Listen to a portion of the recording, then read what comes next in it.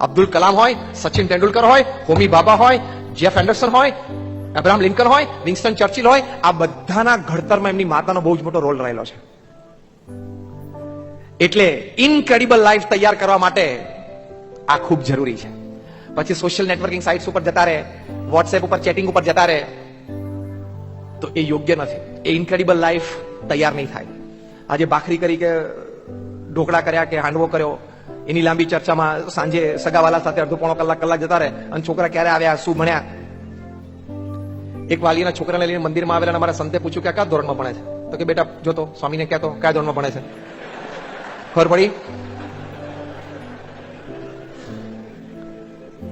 એને ખબર જ નથી. બીજો પ્રશ્ન અમારા સંતે પૂછ્યો કે કેટલા વિષયો, કેટલા સબ્જેક્ટ ભણે છે? તો કે સ્વામી ઘણા ભણે છે, દિવાળી પર બીજી ચોપડીઓ લઈ આપે છે. એટલે તો ફાડી નાખે છે, લઈ આવે છે.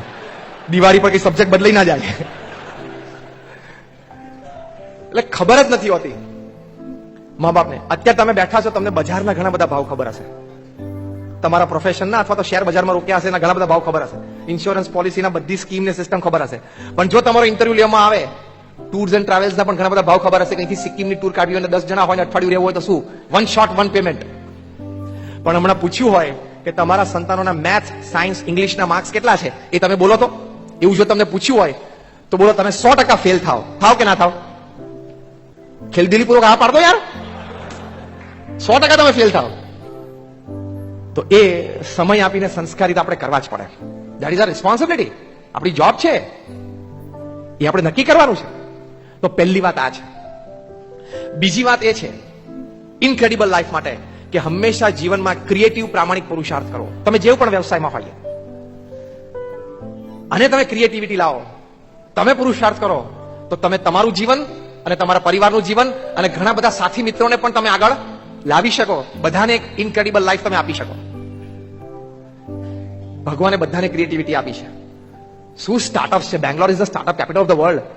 અને કેવા લોકો સ્ટાર્ટઅપ કરે છે. હમણાં એક 21 વર્ષના છોકરાએ માઇક્રોસોફ્ટને પોતાનું સ્ટાર્ટઅપ $60 million માં વેચ્યું. Second year engine, third year એન્જિનિયરિંગમાં ભણે છે છોકરો. $60 million માં. એલન મસ્ક એક વખત બેઠા, તેમને થયું કે બધી ગાડીઓ પેટ્રોલ અને ડીઝલ ઉપર શું કામ ચાલે, વાય નોટ ઇલેક્ટ્રિક કાર્સ. અને જો ટેસ્લા મૂકી દીધી માર્કેટમાં છે ને, જે અમેરિકા ગયા હશે, ડ્રાઈવ લઈને કદાચ આવ્યા હશે. એને એમ થયું કે રોકેટ ઉપર જાય છે, આટલો બધો ખર્ચો થાય છે. He started a theory, first principal thinking. આ ઇનક્રેડિબલ લાઈફ માટે બહુ જરૂરી છે. પહેલા કોઈ પણ કામના સિદ્ધાંતને સમજો, કોઈ પણ કામના મૂળમાં જઈ અને એની બેઝિક ક્વોલિટી શું છે સમજવાનો પ્રયત્ન કરો. કામ તો સવારના પોરમાં ઉઠીને દોડીને કરવા જ માંડીએ છીએ.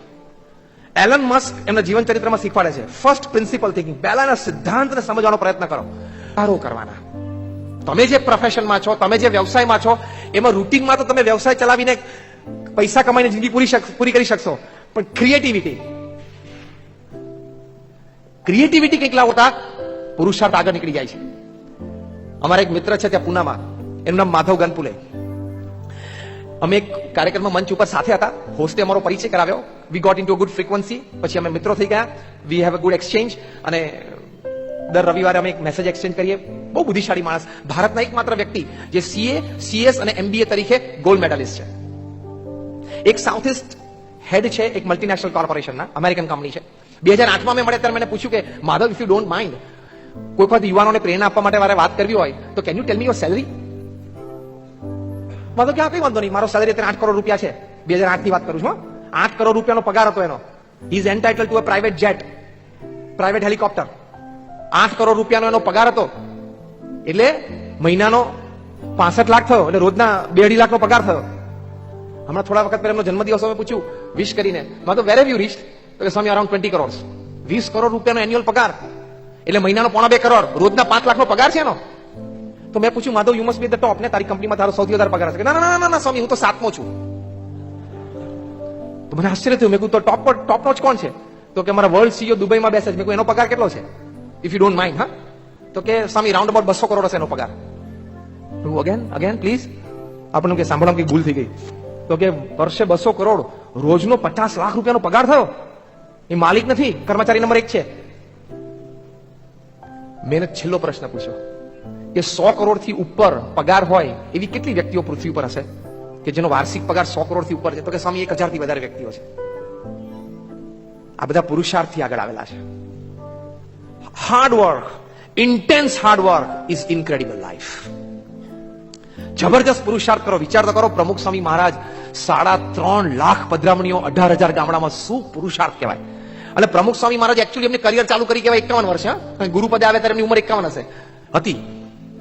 એ ઉંમરે લગભગ આપણે થોડા રિટાયરમેન્ટના વિચારો ચાલુ થઈ જાય. એ વખતે એમની લાઈફ શરૂ થઈ actually. He started his career at 51 as a guru, and these are the statistics after that. તો એ પુરુષાર્થ એ જીવનમાં ખૂબ જરૂરી છે.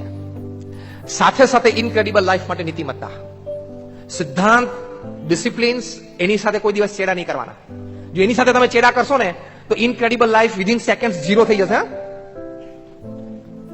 તમે હજારો કુટુંબના સહારા હોય ને તો પણ તમે તિહારમાં 2 સહારા 4 વર્ષથી રહી શકો છો. યાદ રાખજો. યસ ઓર નો? તમારી કંપનીનું નામ સત્યમ હોય પણ તમે અસત્ય પ્રેક્ટિસિસ કરો તો 7 વર્ષથી રિગ્રેસ ઇમ્પ્રિઝનમેન્ટ આવી શકે છે. તમે કિંગ ઓફ ધ સ્કાઈસ હો તો પણ તમારે ભારત ઇન્ડિયન પાસપોર્ટ વગર છોડવું પડે છે. અને તમે ભારતમાં આઈપીએલ શરૂ કરી તો પણ હવે તમે ભારતમાં આવી શકતા નથી. અને તમે અડધો હેન્કરચીફ ખિસ્સાની બહાર રાખીને બોલિંગ સ્ટાર્ટ કરો સ્પોટ ફિક્સિંગમાં, અને એક બોલ નાખવાના તમને આઈપીએલમાં 15 લાખ રૂપિયા મળે. 6 બોલની ઓવર નાખો એટલે તમને 90 લાખ રૂપિયા મળે. You cannot avoid a life બેન. જિંદગી ભર હવે તારે બોલ પકડવાનો નહીં.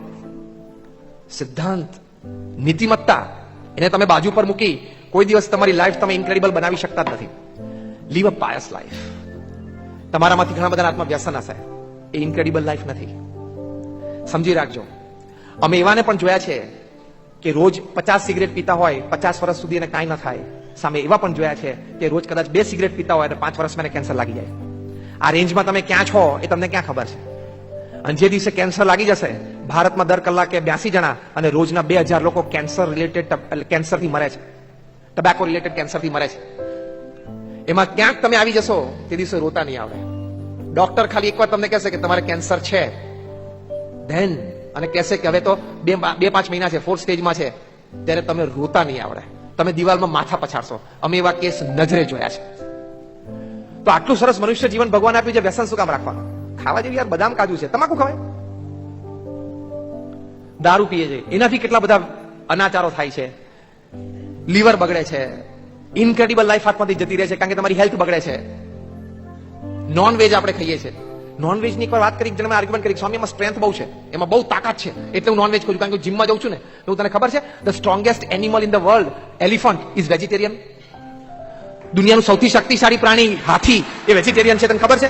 તો ભાઈ મેં વિચારું જ નહીં. મેં કહ્યું દુનિયાનું બીજા નંબરનું શક્તિશાળી પ્રાણી રાઇનો, હિપોમોટેપસ, એ પણ વેજીટેરિયન છે. તને ખબર છે? એટલે હું વેજીટેરિયનમાં તાકાત નથી, હું નહીં માનીશ. હું કપિલ દેવને પણ આપણે 6 મારતા જોયા છે ને. અને ફોલો ઓન બચાવવા માટે 1982માં વિલ સિરીઝમાં ઇંગ્લેન્ડમાં 4 બોલમાં 4 સળંગ છગ્ગા મારેલા. એ રોટલી દાળ ભાતની તાકાત ઉપર હતા, ઓમલેટની તાકાત ઉપર નહોતા. એટલે એવું નહીં વિચારવાનું કે તાકાત ખાલી ત્યાંથી જ આવે છે. ટર્ન ઓફ ધ મિલેનિયમમાં 2000ની સાલમાં top 100 personalities of the world, કે આ છેલ્લા 100 વર્ષમાં દુનિયાની શ્રેષ્ઠ 100 વિભૂતિઓ, એના નામ નક્કી થયા ખૂબ સંશોધનો પછી યુનાઇટેડ નેશન્સ દ્વારા, અને એમનું જીવન ચરિત્ર બહાર લખવામાં આવ્યું. એમાંથી 85 વ્યક્તિઓ વેજીટેરિયન હતી. એટલે આ બધી આપણી ઘણી બધી ગેરસમજો છે. એક જણા એવી આર્ગ્યુમેન્ટ કરેલી કે સ્વામી નોનવેજ નાખે તો અડધા લોકો આમે અત્યારે ભૂખા મરે છે, નોનવેજ નાખીએ તો પોણા ભાગના ભૂખ્યા મરે. મેં કહ્યું કે અમેરિકા દર વર્ષે લાખો ટન ઘઉં પેસિફિક સમુદ્રમાં પધરાવી દે છે, નાખી દે છે. કેલિફોર્નિયા સ્ટેટના ખેડૂતોને અમેરિકન સરકાર પગાર પૈસા આપે છે કે તું મહેરબાની કરીને આ વખતે કઈ ઉગાડતો નહીં, તું ઉગાડે તને કેટલા પૈસા મળે, તો કેટલા લઈ લે, કારણ કે તું ઉગાડીશ તો અમે વ્યવસ્થા નહીં કરી શકીએ. તમને ખબર છે કે યુરોપિયન કન્ટ્રીઝમાં હજારો લીટર દૂધ ગટરમાં રોજ જાય છે, નળ જ ખુલ્લો હોય, જતું જ રહે, વ્યવસ્થા નથી કરી શકતા. એટલે ભગવાને તો ઇનફ રિસોર્સિસ પૃથ્વી પર મૂકેલા છે, આપણે મનુષ્યો વચ્ચે મેનેજર તરીકે બરોબર મેનેજ નથી કરી શકતા ને, આપણી ખોટ છે. બાકી પ્રશ્ન આવે જ નહીં. યુ કેન મેનેજ ઇટ વેલ. ચલાવી લેવું, મોટું મન રાખવું, જતું કરવું, હસી લેવું, મનમાં રાગ દ્વેષ ન રાખો, આ બધું પણ ઇનક્રેડિબલ લાઈફ માટે ખૂબ જરૂરી છે. હું સહન ના કરું તો તું કોણ? હું સાચો હું તો સહન કરી લઉં, ખોટો તો જરાય ના કરું, પણ સાચો ત્યારે તો બધાય કરવું પડે. પણ ખોટા હોઈએ ને, ખોટા ત્યારે તો બધાય કરવું પડે, પણ સાચા હોઈએ ને ત્યારે પણ સંબંધો જાળવવા માટે, મોટાઓની મર્યાદા રાખવા માટે, સામાજિક વ્યવસ્થા જાળવી રાખવા માટે સહન કરી લેવું થોડું. સમાજમાં ઉઠતા દરેક પ્રશ્નો માટે આપણે જવાબદારી લેવાની જરૂર નથી. આ બહુ સમજવા જેવી વાત છે. આવું કેમ થતું હશે, આ ક્યારે અટકશે? તું તારું ઘર, ધંધો અને એક નાની સમાજ સેવા બરોબર ચલાવ.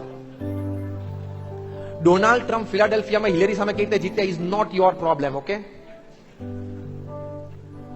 પણ આપણે એટલું બધું જાણી લેવું છે, એટલું બધું ઇન્ફોર્મેશન લઈ લેવી છે. સમજી રાખજો, what is sugar to a diabetic patient is loads of information two human mind. 10 મિનિટથી વધારે છાપું વાંચે ને પૃથ્વી ઉપર મૂર્ખ નંબર 1. બહુ માહિતી મેળવીને તમે અપેક્ષા રાખો છો કે રાત્રે 10 વાગે કદાચ નરેન્દ્રભાઈનો દિલ્હીથી ફોન આવે ને જોઈન્ટ પાર્લામેન્ટરી કમિટી ગોઠવણીમાં મને મેમ્બરશિપ આપે. તું સુરતમાં રહે ભાઈ, બરોબર છું. ઇનક્રેડિબલ લાઈફ માટે this is a issue. Restrict your self when it comes to information and when it comes to expression. Restricted રહો, એ ખૂબ જરૂરી છે. એટલે કે 2G 3G વિશે મેં ઘણું બધું જાણ્યું છે. તારા ઘરમાં જે 2G છે ને એનું તું જાણ બરોબર. 2G 3G ને 4G ને સ્પેક્ટ્રમ ને એના કૌભાંડો વિશે તારે બહુ જાણવાની જરૂર નથી. તો એ વિચારધારાઓ અમુક શાસ્ત્રોક્ત આપણે ધડ કરવી જોઈએ. એક ઇનોવેટિવ, જે હું જયારે કોર્પોરેટ સેમિનાર્સ લઉં ત્યારે હું એક વિચાર, એક ક્રિએટિવ વિચાર આ સમજણની દ્રષ્ટિએ કહું છું, તમારી સાથે શેર કરું કે લાઈફ ઇઝ અ 60 + 20 + 10 + 10 પ્રિન્સિપલ. 60 + 20 + 10 + 10 આ જીવન છે. એટલે શું? કામની દ્રષ્ટિએ તમે જો તો 60% કામ તમારા પ્રમાણે ચાલશે.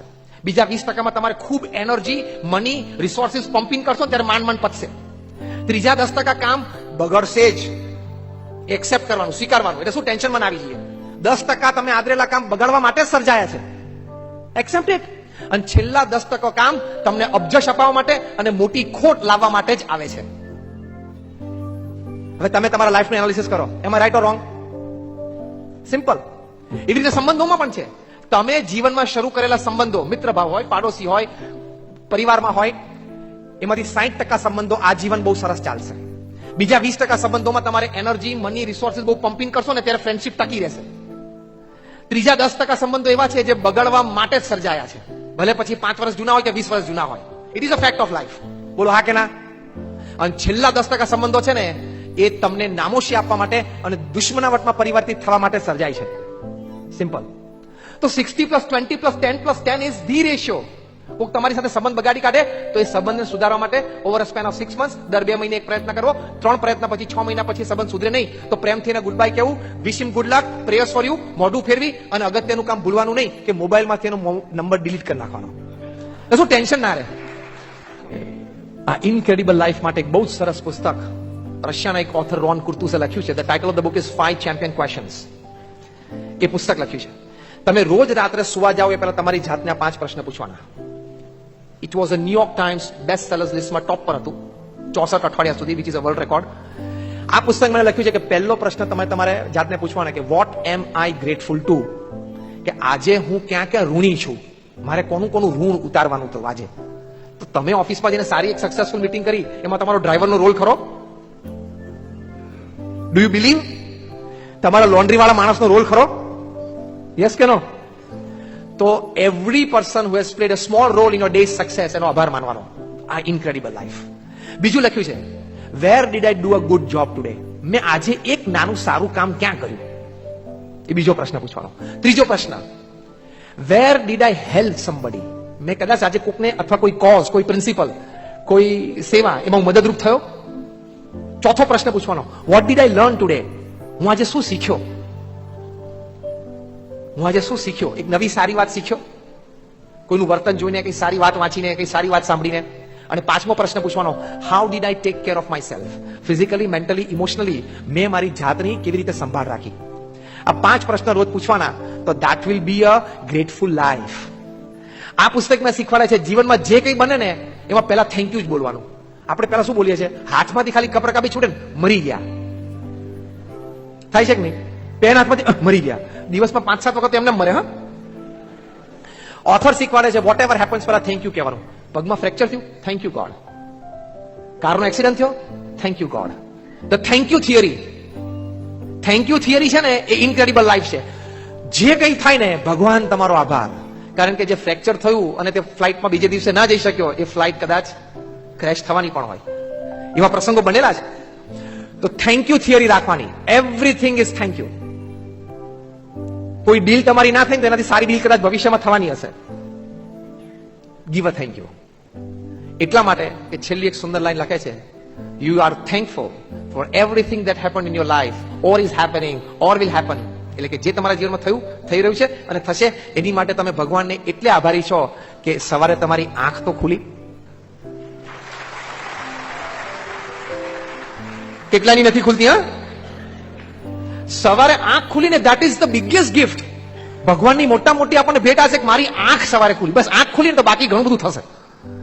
તો thank you theory starts from year. If your eyes get open in the morning, you are thankful to God. That is incredible life. એક અદ્ભુત જીવન છે. એટલે કાલ સવારે પહેલો પ્રયોગ, આંખ ખુલે એટલે પહેલું શું બોલવાનું? ભગવાન આભાર, આંખ ખુલી. પછી બધું થઈ શકે દિવસમાં અને ઘણું બધું થાય. તો આવી રીતે એક ઇનક્રેડિબલ લાઈફ આપણે જીવી શકીએ છીએ. ઇન શોર્ટ, ઉત્તમ સમાજ સેવા, શુદ્ધ ચારિત્ર એટલે કે પવિત્ર જીવન, જીવનમાં સ્થિરતા, ધીરતા, ગંભીરતા, ભગવાન પ્રત્યેની અડગ શ્રદ્ધા અને ભગવાન સંબંધી આનંદ, અને જીવનમાં 90 વર્ષે ડેથ બેડ ઉપર છાતી પર હાથ મૂકીને બોલીએ કે yes I lived my life. That is called incredible life. આજે ભગવાન સ્વામિનારાયણ, અમારા ગુરુહરિ પ્રમુખ સ્વામી મહારાજ અને પ્રગટ ગુરુહરિ મહંત સ્વામી મહારાજના ચરણોમાં પ્રાર્થના કરીએ કે આપ સૌનું જીવન ઇનક્રેડિબલ બને. You get incredible life as a gift from God. All my prayers for all of you. Thank you very much and જય સ્વામિનારાયણ.